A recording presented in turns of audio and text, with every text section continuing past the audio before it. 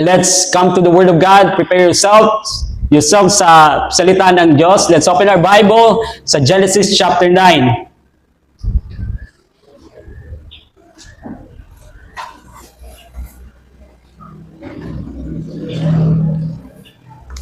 Genesis chapter 9, and the title of our message this morning is The Covenant Grace, ang tipan na kung saan tipan na may puno ng biyaya ng Panginoon. Genesis chapter 9 verses 1 to 17. Let me remind you po na ang Genesis, the book of Genesis is a book na kung saan ang tinatawag na beginnings, pasimula, aklat ng mga pasimula. Dito, we see kung paano nagsimula ang lahat. Dito sa Genesis chapter 1, we saw about the beginning of heavens and earth through sa pag-create. Si God nag-create dito, di ba? Ng heaven and earth. And in Genesis chapter 2, we saw na God has a special relationship sa tao. And in Genesis chapter 3, we saw na nagsimula ang kasalanan ng tao. And nakita natin kung ano naging epekto nito. And also, we read about the promise of God na ipapadala niya ang tagapagligtas. And in Genesis chapter 4, we saw na about ang sin, magkasama dito sa kwento ang pagkakasala. Ngunit nakita rin natin ang biyaya ng Panginoon kay Adan at Eva. And in chapter 5, it's about the lineage ng mga godly na mga tao mula kay Seth hanggang kay Noah. And in Genesis chapter 6 up to 9, this is the story about kay Noah and the great flood. So Genesis chapter 6 verses 1 to 8, we read about the wickedness ng sangkatauhan and na naging dahilan ng judgment ng Diyos. And sa chapter 6 verses 9 to 22, we read about the judgment of God sa kasamaan ng tao. Ngunit pinakita rin niya ang kanyang grace kay Noah, ang taong matuwid sa panahong iyon. Everyone's doing wickedness, ang mga karamihan ng mga tao, but sa kabila ng mga tao na gumagawa ng kasamaan, mayroong pa rin mga tao na gumagawa ng tama. So, what happens is chapter 7, dumating ang malaking baha, and so everything was covered, di ba, ng tubig. And sa Genesis chapter 8, we read na God remembered Noah. So pinahupan niya ang tubig, natuyo ang lupa, and nakalabas sila mula sa arka. And we read na because of flood na destroy ang lahat ng mga bagay sa mundo, lahat ng mga nilikha, even ang mga wicked na mga tao, and those corrupt people, violent na mga tao. But the grace, remember again, it's about the grace ng Panginoon. It's interesting na ang story ay hindi nag-end sa flood. And so, ang Genesis chapter 9, this is panibagong yugto. Muling binigyan ni God ng pagkakataon ng sangkatauhan through kay Noah at sa kanyang mga anak na magpatuloy ang buhay sa mundo. And habang tinitingnan natin ang bahaging ito, remember na the primary focus ay si God. You notice here, the primary focus ng story na ito ay si God. You notice sa salaysay dito na He's the only one na nagsasalita at kumikilos. While si Noah, hindi nagsasalita, hindi gumagawa ng hakbang. So, ang makikita lang natin dito ay puro si God nagsasalita, kumikilos. Si God ang may gawa ng lahat. So again, let me remind you that si God ang nagpasimula ng lahat. Siya ang nagpasimula ng bagong simula, nagbigay ng utos, at nagbigay ng bagong pangako. So, let's look at the first point dito sa Genesis chapter 9. Unang makikita natin is the new beginning, bagong simula. So, verses 1 to 3. May I invite everyone to stand up and basahin lang natin sa verses 1 to 3. Nang sabay-sabay, verses 1 to 3. Okay? Nandiyan na kayo? And you don't have Bible, there's Word of God sa screen, but if you love to see it on yourself through sa Bible na hawak ninyo mismo, that would be good. Genesis chapter 9, verses 1 to 3. So sabay-sabay tayo, basahin natin. Verse 1, si Noe at ang kanyang mga anak ay binasbasan ng Diyos. Magkaroon kayo ng maraming anak at punuin ninyo ng inyong supling ang buong daigdig. Matatakot sa inyo ang lahat ng hayop, pati mga ibon, ang lahat ng gumagapang sa lupa at ang mga isda. Ang lahat ng ito ay inilalagay ko sa ilalim ng inyong kapangyarihan. Gaya ng mga halamang luntian na inyong kinakain, lahat ng mga ito ay maaari ninyong kainin. You may now be seated. So the command of God kay Noah sa Genesis chapter 9 verse 1 and also sa verse 7, it's the same na ibinigay. You know this, it's the same na ibinigay sa Genesis chapter 1. You remember verse 28 of Genesis chapter 1? Sinabi, at sila ay pinagpala niya. Sinabi niya, magpakarami kayo at punuin ninyo ng inyong mga anak ang buong daigdig at kayo ang mamamahala nito. Binibigyan ko kayo ng kapangyarihan sa mga isda, sa tubig, sa mga ibon, sa himpapawid, at sa lahat ng mga hayop na nasa ibabaw ng lupa. So, si Moses, which the one na nagsulat ng book of Genesis, he showed about the new beginning ng sangkatauhan.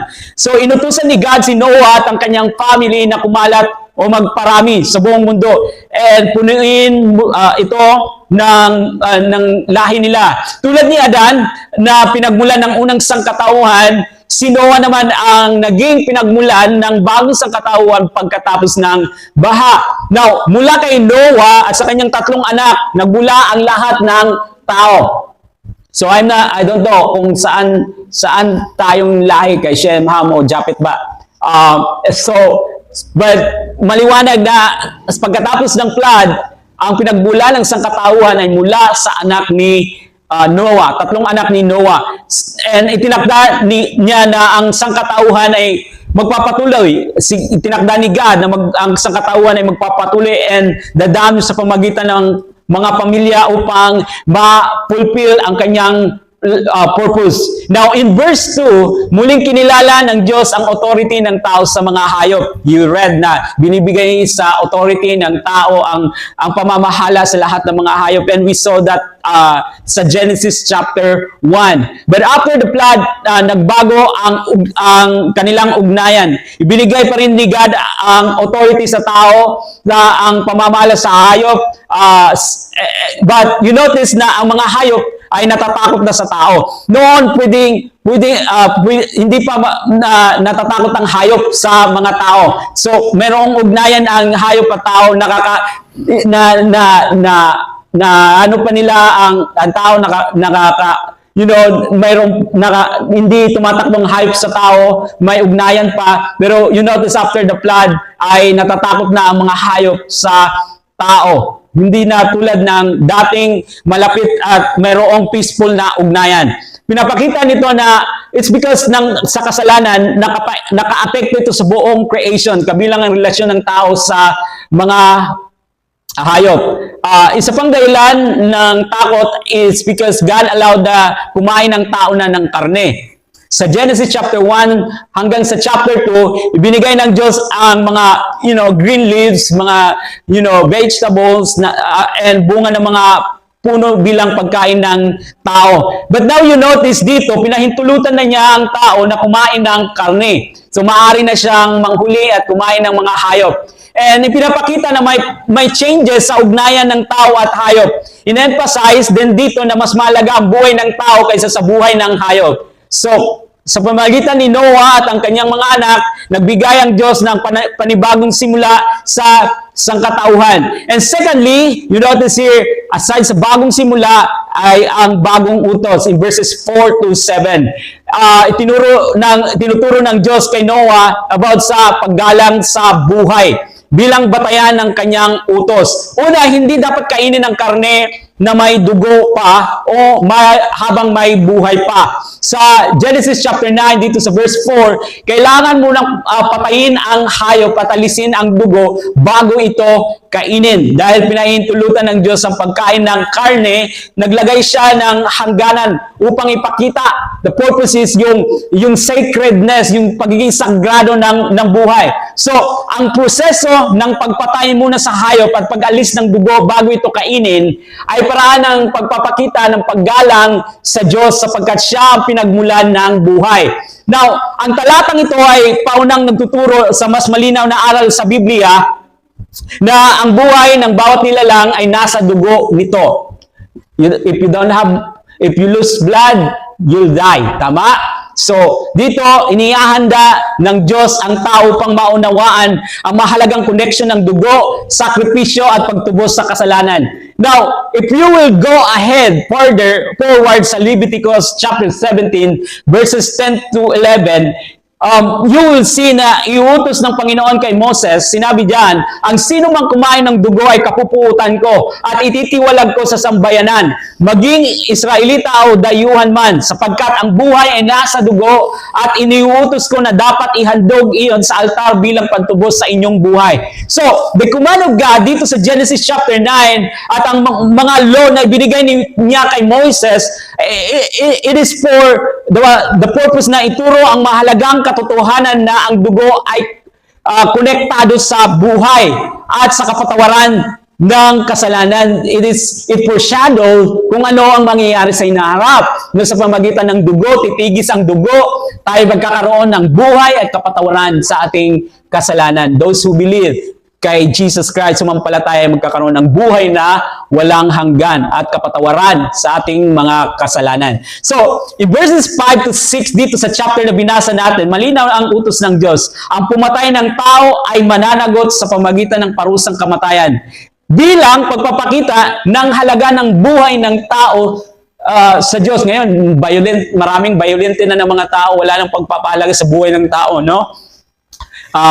Na kung saan we are in the last day na mas lalo pang magiging violente ang taong walang takot sa Diyos. But in verses 5 to 6, let me read verses 5 to 6, mananagot ang sino mang papatay sa inyo, maging ito isang hayop, pagbabayarin ko ang sino mang taong papatay ng kanyang kapwa. Sino mang pumatay ng kanyang kapwa, buhay ang kabayaran sa kanyang ginawa, sapagkat sa larawan ng Diyos ang tao'y nilikha. So, kung ang isang tao ay kumitil ng buhay ng kapwa, siya man ay mananagot at paparusahan. Buhay ang kabayaran sa buhay. That means, kung winalang halaga mo ang buhay ng iba, by doing sa pagpatay, nawawala rin ang karapatan mo sa sarili mong buhay. Mahalaga ang dahilan nito, ayon sa Genesis chapter 9 verse 6, ang tao ay nilalang ayon sa larawan ng Diyos. So lahat ng tao, whether you know them or hindi mo kilala, nilalang ng Diyos tayo ayon sa kanyang wangis, sa larawan ng Diyos. Bawat isa sa atin ay may kakayahang makilala ang Diyos, mahalin at sumamba sa Kanya. And so, kaya bawat tao ay special, unique, mahalaga, and deserving na igalang at ingatan. That means na ang buhay ng tao ay mahalaga kahit na nasa sinapupunan pa lang ng ina. And that's why na hindi tayo sang-ayon sa pagpunit ng bata dahil ang bawat nilalang ay mahalaga. Ang tao ay mahalaga, ang buhay ng tao ay mahalaga. So, mula pa sa unang sandali ng pagbuo ng baby, mahalaga siya. So, ito yung basis natin sa Biblia ng parusang kamatayan. Ang Diyos ang pinagmula ng buhay at siya lamang ang may karapatang magbigay at kumuha ng buhay. So, pinagkaloob ng Diyos sa taong kapangyarihan magpatupad ng parusang kamatayan sa iilang sitwasyon. At sa lumang tipan, itinakda niya ang mga krimeng maaaring parusahan ito sa Israel. So, makikita natin ang tatlong ginawa ng Diyos. Bagong simula, nagbigay siya ng bagong simula, nagbigay siya ng bagong utos, at pangatlo, nagbigay siya ng bagong pangako, verses 8 to 17. But let me read muna sa verses 8 and 9. Sinabi ng Diyos kay Noe at sa kanyang mga anak, ako'y nakikipagtipan sa inyo ngayon, pati na sa inyong magiging mga anak. So, the primary topic dito is about the covenant ng Diyos, pangako, tipan. Sa Bible, ang tipan, it is kasunduan kung saan ang Diyos ay may pangako sa kanyang mga tao. So, anumang malaking tipan ay ang tipan, ang unang malaking covenant ay ang tipan kay Noah. So, in every covenant, may katiyakang tutuparin ng Diyos ang kanyang pangako. And ang pangako ay sinabi dito in verse 11, sinabi dito, ang aking pakikipagtipan sa inyo, kailanman hindi ko nalilipulin sa pamagitan ng baha ang lahat ng may buhay. Wala nang baha na gugunaw sa daigdig. So notice dito, ang mga mahalagang bahagi ng covenant ng Diyos kay Noah. Una, ang Diyos ang gumawa at nagpasimula ng tipan. Remember kung sino ang gumawa at nagpasimula ng tipan. In verse 9, sinabi niya, ako'y nakikipagtipan sa inyo ngayon. So, that means, hindi ito idea ni Noah, ang covenant, at hindi rin siya ang nakipagsundo sa Diyos. Si God ang gumawa, si God ang nagpasimula ng covenant. Si God ang nagtakda ng tipan at siya ang naghahayag nito kay Noah. Secondly, ang tipan ng Diyos ay para sa lahat ng lahi ni Noah. Verses 9 and 10, ako'y nakikipagtipan sa inyo ngayon, pati na sa inyong magiging mga anak, gayon din sa lahat ng mga bagay na may buhay sa paligid ninyo, sa mga ibon, pati sa maaamot mailap na hayop na kasama ninyo sa barko, sa arka. So, ang tipan ng Diyos ay para sa lahat ng lahi ni Noah. And you notice na hindi lang para sa tao kung nasama na dito pati ang mga hayop. Pinangako niya na hindi niya na muling lilipulin ang buong sangkatauhan sa pamagitan ng malaking baha. So may mga malalaking baha sa iba't ibang, 'di ba? Iba't ibang panig ng mundo, iba't ibang lugar. But wala nang muling nangyari na baha na kasing laki ng baha noong panahon ni Noah. Now, another thing is, it is unconditional covenant. Ito ay walang kondisyong tipan. So, ang Diyos lamang ang gumawa ng pangako at walang hininging kapalit mula sa tao. It is full of grace. Hindi ito tipan na, okay, gawin mo ito yung promise ko sa iyo, pero gawin mo ito. Pero you notice na walang kondisyon ang covenant na ito. It is full of grace of God. Ibinigay kahit alam niya na muling magkakasala ang tao. Does God knows na muling magkakasala ang tao? Of course, He's an omniscient God. That means alam niya ang lahat ng bagay. Advanced na siya kung anong mangyayari at kahit sa buhay natin ngayon, alam niya kung anong nangyayari sa buhay natin. Now, another thing you notice here, ito ay tipan na may kasamang sign. May kasamang tanda, sign, verses 12 and 13. Let me read. Sinabi pa ng Diyos, ito ang magiging palatandaan ng walang hanggang tipan na ginagawa ko sa inyo at sa lahat ng hayop. Palilitawin ko sa mga ulap ang aking bahaghari at iyan ang magiging tanda ng aking pakikipagtipan sa inyo. So, ang rainbow, this is a sign ng Diyos about sa kanyang pangako at sa kanyang biyaya. Inilagay niya ito sa ulap bilang reminder ng kanyang tipan. Now, you know, for those who don't know kung bakit may rainbow. Pero sa Sunday school natin, sigurado alam nila kung bakit may rainbow. Because, you know, palaging kinikwento sa kanila about sa story Noah and sa flood. But for some of you, perhaps hindi alam kung bakit may rainbow. So, now you see, you know kung bakit may rainbow. It is a reminder about sa promise ng Diyos. Ang ulan at ulap na dating sign ng paghatol ng Diyos ay ginawang paalala ng kanyang palatandaan. Whenever you saw clouds and rain, and after that, mayroong rainbow na lilitaw, and it reminds you about sa promise ng Diyos na hindi na niya gugunawin ang mundo. Wawasakin ang mundo sa pamagitan ng baha. And that should make you happy at magbigay ng encouragement sa inyo na ang Diyos ay tapat sa kanyang promise. It reminds us about sa katapatan ng Diyos sa ating buhay. So, whenever na nakikita nyo ang rainbow na lumilitaw, it reminds about sa promise ng Diyos. This shows na kahit na may judgment na binigay ang Diyos, there's still mercy na ibinibigay pa rin ng Diyos. There's judgment pero may awa na ibinibigay ng Diyos. So the rainbow is a sign na tapos na ang judgment and nananatili ang kanyang pangako. And of course, di ba, makikita natin ang rainbow kasi kahit saang lugar pagkatapos umulan, makikita natin kahit saan lugar ang rainbow. And it reminds everyone and sa lahat ng generation at sa lahat ng panahon about sa katapatan ng Diyos, sa kanyang pangako. Listen, about what God said about sa rainbow. Listen to this, verse 14. Tuwing magkakaroon ng ulap at lilitaw ang bahaghari, aalalahanin ko ang aking pangako sa inyo at sa lahat ng hayop. Hindi ko nalilipulin sa baha ang lahat ng may buhay.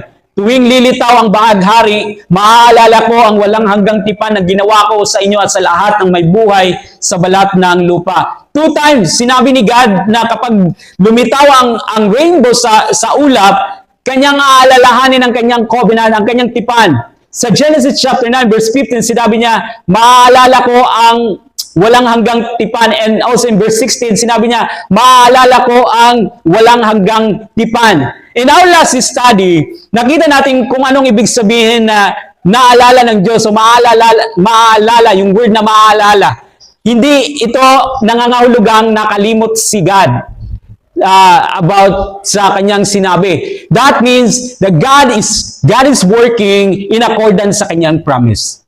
God is moving, God is working in accordance sa kanyang mga pangako. And so kapag lumitaw ang rainbow, remember, kapag lumitaw ang rainbow, that shows na tinutupad ng Diyos ang kanyang pangako na hindi na muling iwawasakin ng Diyos ang mundo sa pamagitan ng baha. So, and also pinapakita nito na ang Diyos ay faithful sa buhay mo. Faithful ang Diyos sa tao. Faithful siya na tinutupad niya ang kanyang pangako until the end. Because ito ay you notice na ang kanyang tipan promise is walang hanggan. Tinatawag itong walang hanggan. Verse 16, you notice, walang hanggang tipan. Kaya hindi ito kailanman babawiin o magtatapos. Notice na mas malinaw ang pagkakatulad at pagkakaiba ng tipan ng Diyos kay Noah sa bagong tipan kay Kristo. There's covenant sa Old Testament, there's covenant sa New Testament, ang mga na kay Kristo. Kung paanong winasak ng Diyos ang mundo sa pamagitan ng baha, di ba? At ang naligtas lamang ay, sino ang mga naligtas? Ang mga nasa loob ng arka. Gayon din naman, darating ang panahon na wawasakin niya ang mundo. Hindi na sa baha kasi prinamis niya, hindi na wawasakin niya sa baha. Kundi sabi sa 2 Peter chapter 3, verses 47 and verse 10, wawasakin niya ang mundo sa pamagitan ng apoy. Ngunit, ang maliligtas lamang ay ang mga nakay Kristo. Kung wala ka kay Kristo, delikado ka. Pero ang mga nakay Kristo, yun ang mga saved. So ang tipan kay Noah ay para sa lahat. Kahit hindi sila sumasampalataya, kabilang dito yung mga hayop, di ba? Kabilang ang mga hayop. Ngunit ang bagong tipan kay Kristo ay para lamang sa mga nanalig kay Yesu Kristo bilang kanilang Panginoon at tagapagligtas. John 3:16, naalala nyo? Obvious, di ba? Ang sumasampalataya lamang kay Yesu Kristo. Binigay niya ang kanyang bugtong. Gayon na lamang pag-ibig ng Diyos sa sanlibutan nang ibinigay niya ang kanyang bugtong na anak na ang sino mang sumampalataya sa kanya hindi mapapahamak kundi magkakaroon ng buhay na walang hanggan. So, ang pananampalataya, yan ang kondisyon. Ang pananampalataya kay Jesus ang tanging kondisyon sa New Covenant, sa bagong tipan. At ang pananampalataya ay is not about sa mabubuting gawa ng tao. Magpakabait ka, maging mabuti ka sa iyong kapwa. Ang pananampalataya ay kaloob ng Diyos at ang kaligtasan ay kaloob din ng Diyos na ibinibigay sa mga nakakarinig ng salita ng Diyos. Ang bagong tipan, New Covenant, ito ay eternal. Sabi ni Jesus sa John chapter 6 verse 51, ako nga ang tinapay na nagbibigay buhay na bumaba mula sa langit. mabubuhay magpakailanman ang sino mang kumain ng tinapay na ito. At ang tinapay na ibibigay ko upang mabuhay ang sanlibutan ay ang aking laman. So as I conclude this sermon this morning, notice with me verse 17, gumamit ang Diyos ng past tense na salita. Ano yung past tense? Tapos na. Sa English translation ng salita ay I have established. I have established. Sa Tagalog, wala ang salita na yan. But sa English translation, I have established. That means, tapos na. Past tense. Tapos na. Naitatag na, naselyuhan na ng Diyos ang kanyang tipan. Now, napakahalaga sa Diyos ng dugo because it is a sign of life. Kapag walang dugo, walang buhay. Ang buhay ng tao ay nasa dugo. May mga tao na, di ba, may mga tao, they try to, na pahabain ang kanilang buhay through blood transfusion. Kailangan nilang masalinan ng dugo. Kaya nga, di ba, mababasa natin minsan, sino may type A, may type B na dugo, nangangailangan ng dugo para salinan ang isang pasyente. Pero we know na ang dugo ay may hangganan lang ang kayang ibigay na buhay. May hangganan. But listen to this, church. Iba ang dugo ni Jesus. Iba ang dugo ni Jesus. Hindi panandalian, kundi nagbibigay ng buhay na walang hanggan. And same sa tipan kay Noah, ang bagong tipan, in-establish ng Diyos at sinelyuhan niya. Now, ang New Covenant, bagong tipan, ay in-establish din ng Diyos at sinelyuhan sa dugo ni Jesucristo. Sinabi ni Jesus sa Matthew 26 verse 28, sapagkat ito ang aking dugo. This morning, we will have communion. And it reminds us whenever we drink that grape juice, it represents about sa blood ni Jesus. And listen to this about the blood of Jesus dito sa verse 28. Sapagkat ito ang aking dugo na katibayan ng tipan ng Diyos. Ito ang aking dugong ibinubuhos para sa kapatawaran ng kasalanan ng marami. So, remember, si Jesus ang tagapamanggitan sa bagong tipan. Siya ang nag-uugnay sa atin sa Diyos at siya ang nagtiyak ng kasunduang ito. Sinabi ng Biblia sa 1 Peter chapter 1 na tinubos tayo hindi sa pamagitan ng ginto, hindi sa pamagitan ng pilak o ginto, kundi sa mahalagang dugo ni Kristo. His blood is our assurance na tutuparin ng Diyos ang kanyang pangako. His blood is our assurance na ang Diyos ay tapat sa kanyang pangako.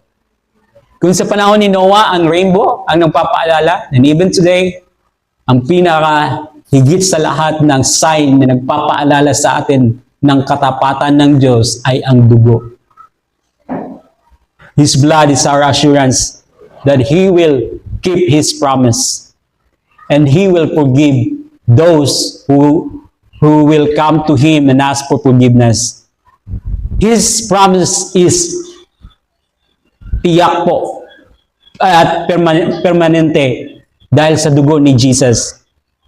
His blood has power to cleanse you from all unrighteousness and has power to redeem you and to save you. Ang tipan ng Diyos kay Noah, nagpapakita about ng kanyang walang kondisyong pangako at biyaya. Kahit pa lalo pang lumalang kasalanan ng tao, pinangako ng Diyos na hindi na niya lilipulin ang lahat ng may buhay sa pamagitan ng baha.